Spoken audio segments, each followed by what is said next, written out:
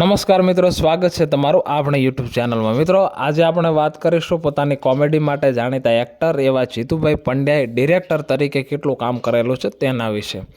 તેઓ ડિરેક્ટર તરીકેની શરૂઆત ગીતોથી કરી હતી। તેમાં ખાસ કરીને વિક્રમભાઈ ઠાકોરની ઓફિશિયલ જે ચેનલ છે તેના ઉપર રિલીઝ થતા મોટા ભાગના ગીતોનું ડિરેક્શન જીતુભાઈ પંડ્યા જ કરતા હોય છે અને હજી પણ ઘણા ગીતોનું ડિરેક્શન કરતા હોય છે। એટલે તેઓ વિક્રમભાઈ ઠાકોર માટે ઘણા ગીતોનું ડિરેક્શન કર્યું અને ત્યારબાદ 2021ના વર્ષમાં તેઓએ સ્વતંત્ર ડિરેક્ટર તરીકે પ્રથમ ફિલ્મ બનાવી અને તે ફિલ્મ હતી તારી યાદોમાં જિંદગી જવાની, જે 2021માં રિલીઝ થયેલી। આ ફિલ્મની અંદર લીડ રોલમાં આપણને વિક્રમભાઈ ઠાકોર અને રીના સોની જોવા મળેલા।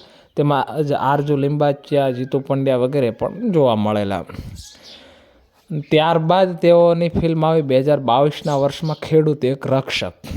આ ફિલ્મમાં આપણને લીડ રોલમાં વિક્રમભાઈ ઠાકોર જોવા મળેલા, તેમજ તેમની સાથે શ્વેતા સેન, જીતુ પંડ્યા જોવા મળેલા, તેમજ ખૂબ જાણીતા એસ્ટાબ્લિશ એક્ટર એવા રાગી જાની, હિતેશ રાવલ વગેરે કલાકારો જોવા મળેલા। અને આ ફિલ્મ ખૂબ જ સુપરહિટ રહેલી, ફિલ્મ ખૂબ વખણાઈ, ફિલ્મનું ડિરેક્શન ખૂબ વખણાયું અને આ ફિલ્મથી જીતુભાઈ પંડ્યા એક શ્રેષ્ઠ ડિરેક્ટર તરીકે એસ્ટાબ્લિશ થયા અને ડિરેક્ટર અને સારા ડિરેક્ટરોની હરોળમાં તેઓ આવી ગયા।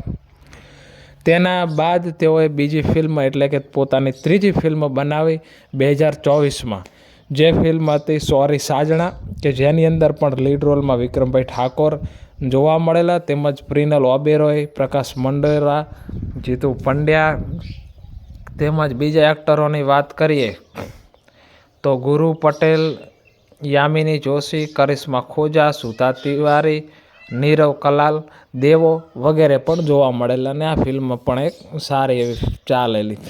તો જીતુભાઈ પંડ્યાએ ડિરેક્ટર તરીકે આટલી ફિલ્મો કરી છે, તેમજ ભવિષ્યમાં પણ તેઓ ડિરેક્ટર તરીકે અનેક ફિલ્મો લાવતા રહેશે। તો તમને જીતુભાઈ પંડ્યાનું ડિરેક્શન કેવું ગમે છે, તમને જીતુભાઈ પંડ્યાની કોમેડી કેવી ગમે છે તે અમને કોમેન્ટ કરી અવશ્ય જણાવજો। જય હિન્દ, વંદે માતરમ।